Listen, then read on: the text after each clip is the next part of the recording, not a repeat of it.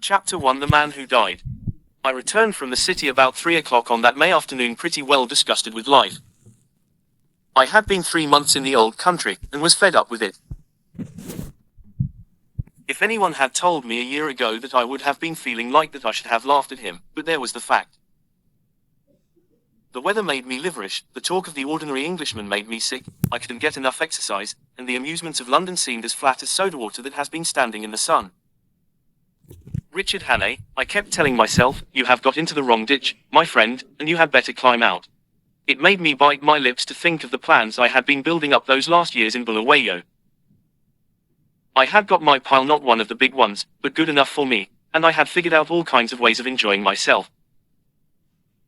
My father had brought me out from Scotland at the age of 6, and I had never been home since, so England was a sort of Arabian Nights to me, and I counted on stopping there for the rest of my days. But from the first I was disappointed with it. In about a week I was tired of seeing sights, and in less than a month I had had enough of restaurants and theatres and race meetings. I had no real pal to go about with, which probably explains things. Plenty of people invited me to their houses, but they didn't seem much interested in me. They would fling me a question or two about South Africa, and then get on their own affairs. A lot of imperialist ladies asked me to tea to meet schoolmasters from New Zealand and editors from Vancouver, and that was the dismalest business of all.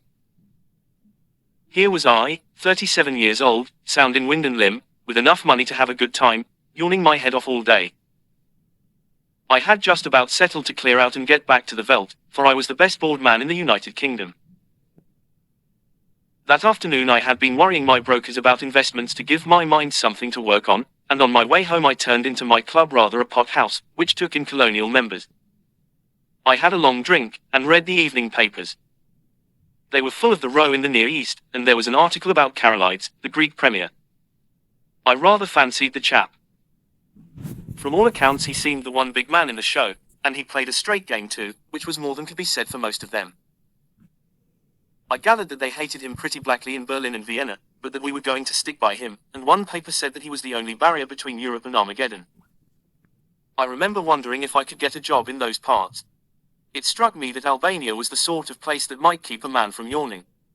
About 6 o'clock I went home, dressed, dined at the Café Royal, and turned into a music hall. It was a silly show, all capering women and monkey-faced men, and I did not stay long. The night was fine and clear as I walked back to the flat I had hired near Portland Place. The crowd surged past me on the pavements, busy and chattering, and I envied the people for having something to do. These shop girls and clerks and dandies and policemen had some interest in life that kept them going. I gave half a crown to a beggar because I saw him yawn. He was a fellow sufferer. At Oxford Circus I looked up into the spring sky and I made a vow. I would give the old country another day to fit me into something. If nothing happened, I would take the next boat for the Cape. My flat was the first floor in a new block behind Langham Place. There was a common staircase, with a porter and a liftman at the entrance, but there was no restaurant or anything of that sort, and each flat was quite shut off from the others. I hate servants on the premises, so I had a fellow to look after me who came in by the day. He arrived before 8 o'clock every morning and used to depart at 7, for I never dined at home. I was just fitting my key into the door when I noticed a man at my elbow. I had not seen him approach, and the sudden appearance made me start. He was a slim man, with a short brown beard and small, gimlety blue eyes. I recognized him as the occupant of a flat on the top floor, with whom I had passed the time of day on the stairs. "Can I speak to you?" he said. "May I come in for a minute?" He was steadying his voice with an effort, and his hand was pawing my arm. I got my door open and motioned him in. No sooner was he over the threshold than he made a dash for my back room, where I used to smoke and write my letters. Then he bolted back. "Is the door locked?" he asked feverishly, and he fastened the chain with his own hand. "I'm very sorry," he said humbly. "It's a mighty liberty, but you look the kind of man who would understand. I've had you in my mind all this week when things got troublesome. Say, will you do me a good turn?" Single quote. "I'll listen to you," I said. "That's all I'll promise." I was getting worried by the antics of this nervous little chap. There was a tray of drinks on a table beside him, from which he filled himself a stiff whiskey and soda. He drank it off in 3 gulps, and cracked the glass as he set it down. "Pardon," he said, "I'm a bit rattled tonight. You see, I happen at this moment to be dead." Single quote. I sat down in an armchair and lit my pipe. "What does it feel like?" I asked. I was pretty certain that I had to deal with a madman. A smile flickered over his drawn face. "I'm not mad yet. Say, sir, I've been watching you, and I reckon you're a cool customer. I reckon, too, you're an honest man, and not afraid of playing a bold hand. I'm going to confide in you. I need help worse than any man ever needed it, and I want to know if I can count you in." Single quote. "Get on with your yarn," I said, "and I'll tell you." Single quote. He seemed to brace himself for a great effort, and then started on the queerest rigmarole. I didn't get hold of it at first, and I had to stop and ask him question, but here is the gist of it. He was an American, from Kentucky, and after college, being pretty well off, he had started out to see the world. He wrote a bit, and acted as war correspondent for a Chicago paper, and spent a year or 2 in southeastern Europe. I gathered that he was a fine linguist, and had got to know pretty well the society in those parts. He spoke familiarly of many names that I remembered to have seen in the newspapers. He had played about with politics, he told me, at first for the interest of them, and then because he couldn't help himself.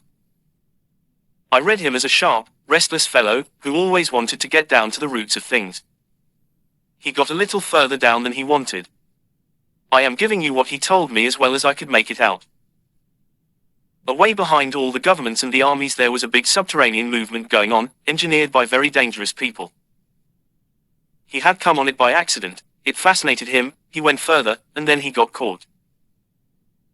I gathered that most of the people in it were the sort of educated anarchists that make revolutions, but that beside them there were financiers who were playing for money. A clever man can make big profits on a falling market, and it suited the book of both classes to set Europe by the ears. He told me some queer things that explained a lot that had puzzled me, things that happened in the Balkan War, how one state suddenly came out on top, why alliances were made and broken, why certain men disappeared, and where the sinews of war came from. The aim of the whole conspiracy was to get Russia and Germany at loggerheads. When I asked why, he said that the anarchist lot thought it would give them their chance. Everything would be in the melting pot, and they looked to see a new world emerge. The capitalists would rake in the shekels, and make fortunes by buying up wreckage. Capital, he said, had no conscience and no fatherland. Besides, the Jew was behind it, and the Jew hated Russia worse than hell. Do you wonder? He cried. For 300 years they have been persecuted, and this is the return match for the pogroms. The Jew is everywhere, but you have to go far down the backstairs to find him. Take any big Teutonic business concern. If you have dealings with it, the first man you meet is Prince von Unzu something, an elegant young man who talks Eton and Harrow English. But he cuts no ice. If your business is big, you get behind him and find a prognathous Westphalian with a retreating brow and the manners of a hog. He is the German businessman that gives your English papers the shakes. But if you're on the biggest kind of job and are bound to get to the real boss, 10 to 1 you are brought up against a little white-faced Jew in a bath chair with an eye like a rattlesnake. Yes, sir, he is the man who is ruling the world just now, and he has his knife in the empire of the Tsar, because his aunt was outraged and his father flogged in some one-horse location on the Volga. Single. I could not help saying that his Jew anarchists seemed to have got left behind a little. Yes and no, he said. They won up to a point, but they struck a bigger thing than money, a thing that couldn't be bought, the old elemental fighting instincts of man. If you're going to be killed you invent some kind of flag and country to fight for, and if you survive you get to love the thing. Those foolish devils of soldiers have found something they care for, and that has upset the pretty plan laid in Berlin and Vienna. But my friends haven't played their last card by a long sight.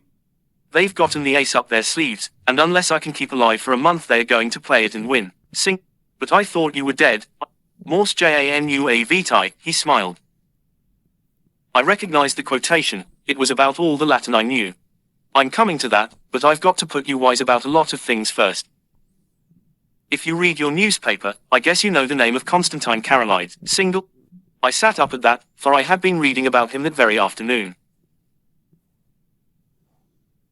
He is the man that has wrecked all the games. He is the one big brain in the whole show, and he happens also to be an honest man.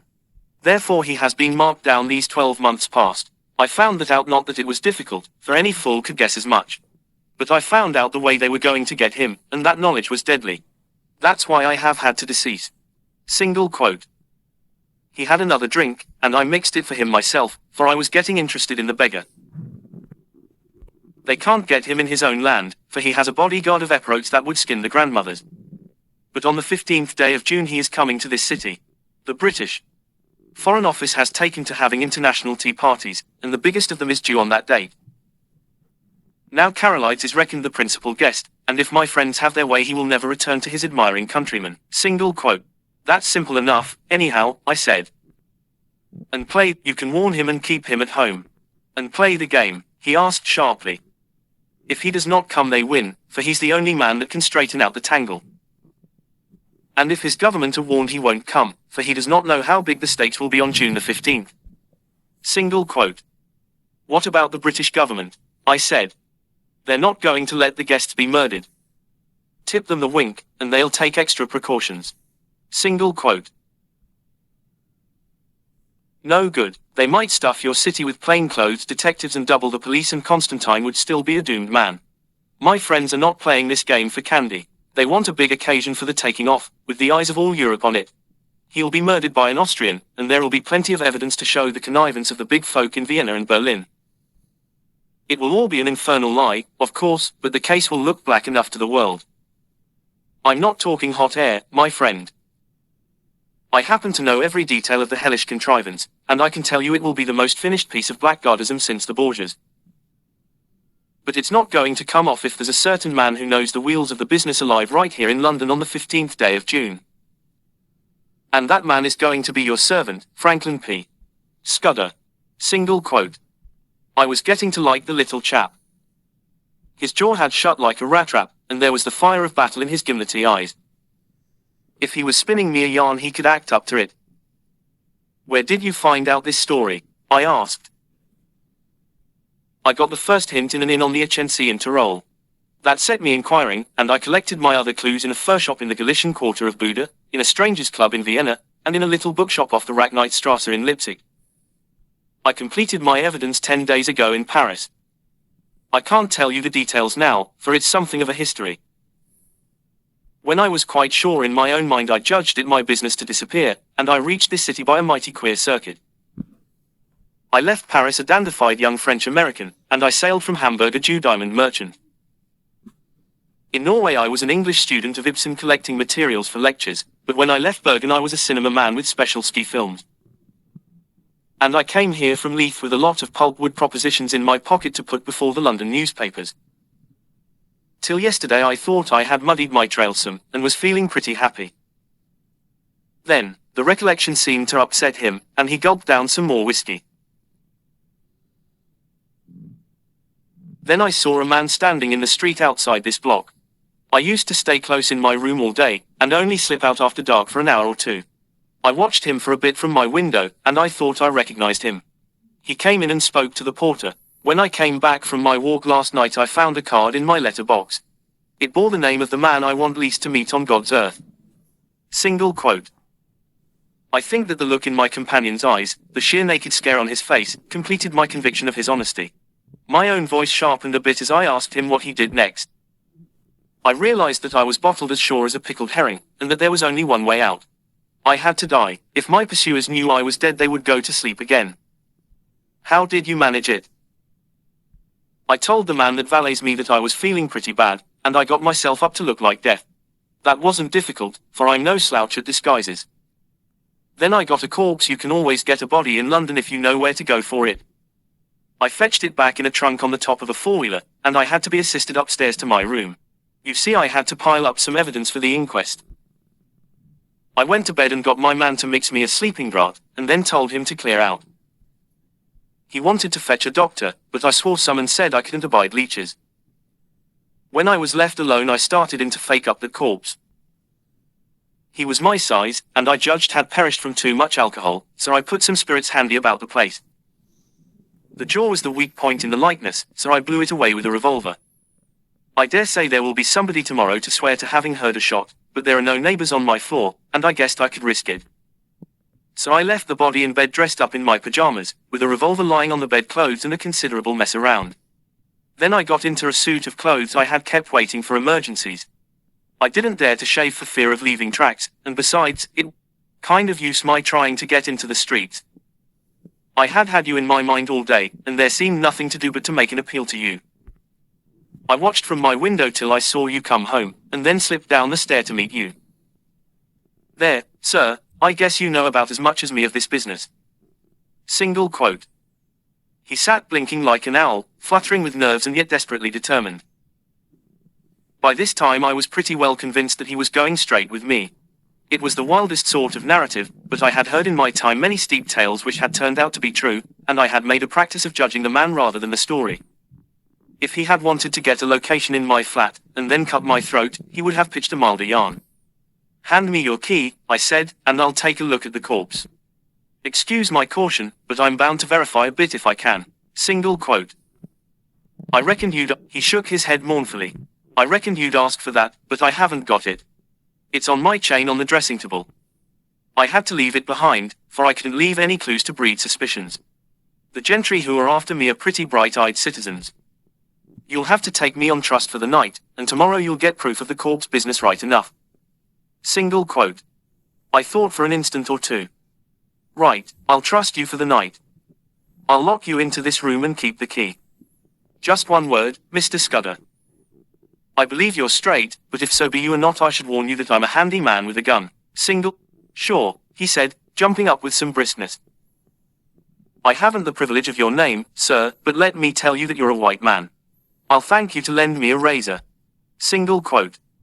I took him into my bedroom and turned him loose. In half an hour's time a figure came out that I scarcely recognized. Only his gimlety, hungry eyes were the same. He was shaved clean, his hair was parted in the middle, and he had cut his eyebrows. Further, he carried himself as if he had been drilled, and was the very model, even to the brown complexion, of some British officer who had had a long spell in India. He had a monocle, too, which he stuck in his eye, and every trace of the American had gone out of his speech. My hat, Mr. Scudder, I stammered.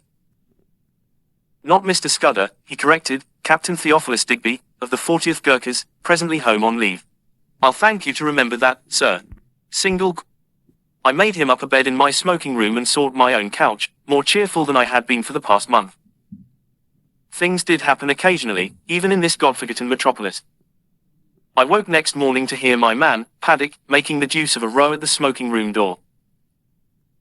Paddock was a fellow I had done a good turn to out on the Sellequay, and I had inspanned him as my servant as soon as I got to England. He had about as much gift of the gab as a hippopotamus, and was not a great hand at valeting, but I knew I could count on his loyalty. There's a friend of— Stop that row, Paddock, I said. There's a friend of mine. Captain, I couldn't remember the name, dossing down in there. Get breakfast for two and then come and speak to me. I told Paddock a fine story about how my friend was a great swell, with his nerves pretty bad from overwork, who wanted absolute rest and stillness. Nobody had got to know he was here, or he would be besieged by communications from the India office and the Prime Minister and his cure would be ruined. I am bound to say Scudder played up splendidly when he came to breakfast. He fixed Paddock with his eyeglass, just like a British officer, asked him about the Boer War, and slung out at me a lot of stuff about imaginary pals. Paddock couldn't learn to call me, sir, but he, Serge, Scudder as if his life depended on it. I left him with the newspaper and a box of cigars, and went down to the city till lunch. When I got back the lift man had an important face. Nasty business, this morning, Sir Gent in number 15 been and shot, hisself.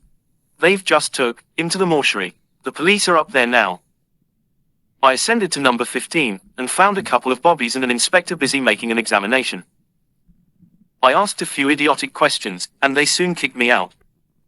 Then I found the man that had valeted Scudder, and pumped him, but I could see he suspected nothing. He was a whining fellow with a churchyard face, and half a crown went far to console him. I attended the inquest next day. A partner of some publishing firm gave evidence that the deceased had brought. The jury found it him wood pulp propositions, and had been, he believed, an agent of an American business. The jury found it a case of suicide while of unsound mind, and the few effects were handed over to the American consul to deal with. I gave Scudder a full account of the affair, and it interested him greatly. He said he wished he could have attended the inquest, for he reckoned it would be about as spicy as to read one's own obituary notice. The first 2 days he stayed with me in that back room he was very peaceful.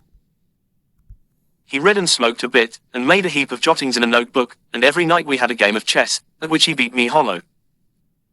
I think he was nursing his nerves back to health, for he had had a pretty trying time. But on the third day I could see he was beginning to get restless. He fixed up a list of the days till June 15th, and ticked each off with a red pencil, making remarks in shorthand against them. I would find him sunk in a brown study, with his sharp eyes abstracted, and after those spells of meditation he was apt to be very despondent. Then I could see that he began to get edgy again. He listened for little noises, and was always asking me if Paddock could be trusted. Once or twice he got very peevish, and apologized for it. I didn't blame him. I made every allowance, for he had taken on a fairly stiff job. It was not the safety of his own skin that troubled him, but the success of the scheme he had planned. That little man was clean grit all through, without a soft spot in him. One night he was very solemn. "Say, Hannay," he said, "I judge I should let you a bit deep into this business." And he began to, I should hate to go out without leaving somebody else to put up a fight. And he began to tell me in detail what I had only heard from him vaguely. I did not give him very close attention. The fact is, I was more interested in his own adventures than in his high politics. I reckoned that Carolides and his affairs were not my business, leaving all that to him. So a lot that he said slipped clean out of my memory. I remember that he was very clear that the danger to Carolides would not begin till he had got to London, and would come from the very highest quarters, where there would be no thought of suspicion. He mentioned the name of a woman, Julia Czechenyi, as having something to do with the danger. She would be the decoy, I gathered, to get Carolides out of the care of his guards. He talked, too, about a black stone and a man that lisped in his speech, and he described very particularly somebody that he never referred to without a shudder, an old man with a young voice who could hood his eyes like a hawk. He spoke a good deal about death, too. He was mortally anxious about winning through with his job, but he didn't care a rush for his life. I reckon it's like going to sleep when you are pretty well tired out, and waking to find a summer day with the scent of hay coming in at the window. I used to thank God for such mornings way back in the bluegrass country, and I guess I'll thank him when I wake up on the other side of Jordan. Single quote. Next day he was much more cheerful, and read the life of Stonewall Jackson much of the time. I went out to dinner with a mining engineer I had got to see on business, and came back about 10:30 in time for our game of chess before turning in. I had a cigar in my mouth, I remember, as I pushed open the smoking room door. The lights were not lit, which struck me as odd. I wondered if Scudder had turned in already. I snapped the switch, but there was nobody there. Then I saw something in the far corner which made me drop my cigar and fall into a cold sweat. My guest was lying sprawled on his back. There was a long knife through his heart which skewered him to the floor.